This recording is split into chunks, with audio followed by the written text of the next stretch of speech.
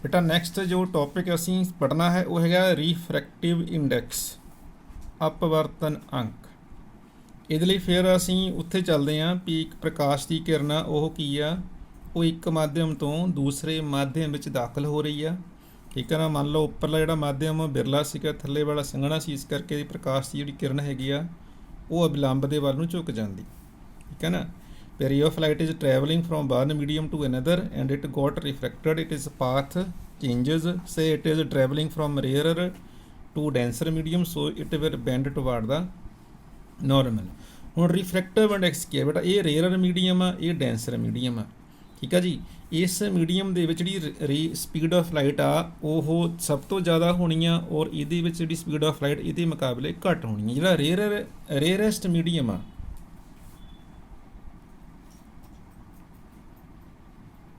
Rarest medium ਮਤਲਬ ਸਭ ਤੋਂ ਜਿਹੜਾ ਬਿਰਲਾ ਮਾਧਿਅਮ ਆ ਉਹ ਸਾਡੀ ਹੈਗੀ ਹਵਾ, ਔਰ ਇਹਦੀ ਸਪੀਡ ਆਫ ਲਾਈਟ ਜਿਹੜੀ ਆ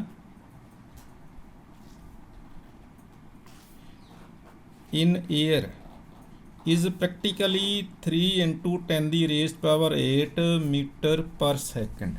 ਠੀਕ ਹੈ ਨਾ। ਇਹ ਮੰਨੀ ਜਾਂਦੀ ਵੀ ਹਵਾ ਦੀ ਜਿਹੜੀ ਪ੍ਰਕਾਸ਼ ਦੀ ਚਾਲ ਆ ਉਹ 3 ਇੰਨੀ ਆ। ਠੀਕ ਹੈ ਨਾ। 3 into 10 ਦੀ ਰੇਜ਼ ਪਾਵਰ 8 ਮੀਟਰ ਪਰ ਔਰ ਸਭ ਤੋਂ ਬਿਰਲਾ ਮਾਧਿਅਮ ਔਰ ਸਭ ਤੋਂ ਇਹ ਤੋਂ ਜਿਹੜੀ ਸਪੀਡ ਆਫ ਲਾਈਟ ਆ ਪ੍ਰਕਾਸ਼ ਦੀ ਚਾਲ ਇਹ ਸਭ ਤੋਂ ਜ਼ਿਆਦਾ, ਇਹ ਤੋਂ ਵੱਧ ਨਹੀਂ ਹੋਣੀ, ਇਹ ਤੋਂ ਘਟਣੀ ਆ। ਠੀਕ ਹੈ ਨਾ। ਹੁਣ ਜਦੋਂ ਪ੍ਰਕਾਸ਼ ਜਿਹੜਾ ਹੈਗਾ it will enter from one medium to another, ਇਹਦੀ ਰੇਅਰ ਟੂ ਡੈਂਸਰ ਜਾ ਰਿਹਾ ਤਾਂ ਸਪੀਡ ਘਟ ਜਾਣੀ ਹੈ। ਹੁਣ ਅਪਵਰਤਨ ਅੰਕ ਕੀ ਆ? What is refractive index? It is a ratio.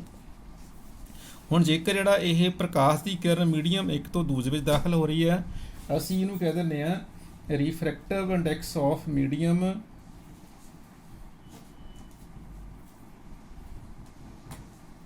To with respect to medium 1. If a ray of light traveling from medium 2 to medium 1, then it is called refractive index of medium 1 with respect to medium 2. So refractive index ਕੀ ਹੈ? It is a ratio. Ratio ਕੀ ਹੈ? Ratio of the speed of light in one medium to the speed of light in second medium. ਠੀਕ ਹੈ ਜੀ। refractive index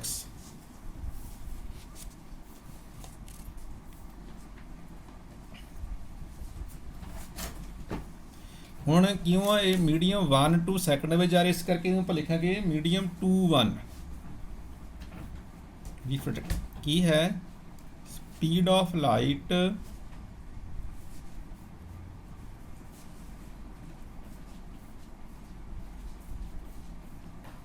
ਇਨ medium 1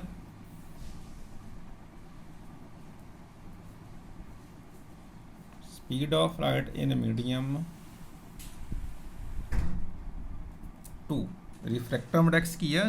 ratio ਆ, ratio of speed of light in medium 1 to speed of light in medium 2। ਠੀਕ ਹੈ ਜੀ। ਅਗਰ ਅਸੀਂ ਇਹਨੂੰ ਰਿਪਰੈਜ਼ੈਂਟ ਕਰਨਾ ਹੋਵੇ ਰਿਫਰੈਕਟਿਵ ਇੰਡੈਕਸ ਨੂੰ ਆਪਾਂ ਲਿਖਦੇ n ਯੂਜ਼ ਕਰ n, ਇਹ ਕੀ ਬਣ ਗਿਆ? n21। ਠੀਕ ਹੈ ਨਾ। ਇਹ ਜਿਹੜੀ ਸਪੀਡ ਆਫ ਲਾਈਟ ਲਈ ਜਾਂਦੀ ਆ ਮੀਡੀਅਮ 1, ਇਹਨੂੰ ਅਸੀਂ ਲਿਖਦਾ v1 ਅਪੋਨ v2। ਇਹ ਸੇਮ ਆਰਗੂਮੈਂਟ ਲਾਗੂ ਹੁੰਦਾ ਵੀ ਜੇਕਰ ਜਿਹੜਾ medium speed ray of light is travelling from medium 2 to medium 1, ਇਸ ਕਰਕੇ ਇੱਥੇ ਕੀ ਹੋਣਾ? 1 n12 ਬਣ ਜਾਣਾ। ਇਹ ਕੀ ਬਣਨਾ? v2 upon v1। ਠੀਕ ਹੈ ਨਾ। If ray of light is travelling from medium 1 to medium 2, the refractive index will be n21 v1 upon v2. If a ray of light is traveling from medium 2 to medium 1, the refractive index will be v2 upon v1.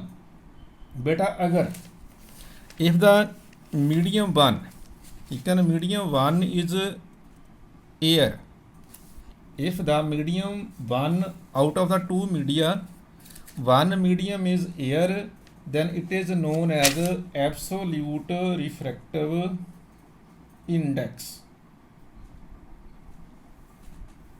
ठीक है जी। if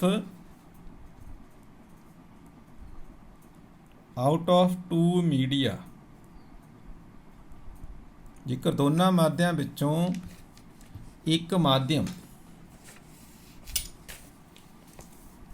if out of two media one media, say media one is air,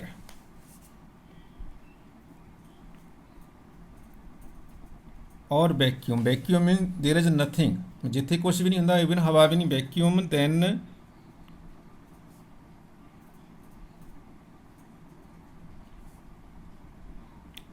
refractive index is known as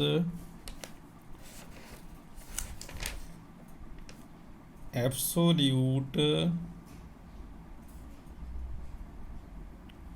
refractive index. ਜੇਕਰ ਦੋਨਾਂ ਮਾਧਿਅਮ ਵਿੱਚੋਂ ਇੱਕ ਮਾਧਿਅਮ ਜਿਹੜਾ ਆ ਉਹ ਹਵਾ ਹੋਵੇ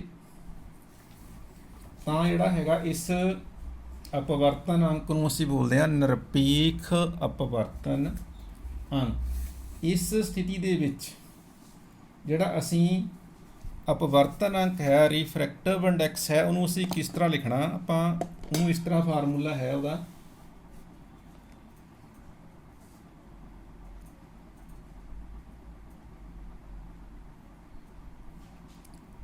n ਤੇ ਲਿਖਾਂਗੇ speed of light in air, speed of light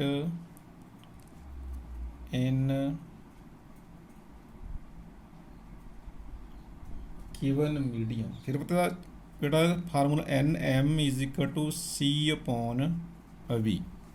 C is the speed of light in air and V is the speed of light or velocity of light in given medium। और speed of light हमेशा याद रखना, it is 3 into 10 the raised power 8 meter per second। So it was your refractive index।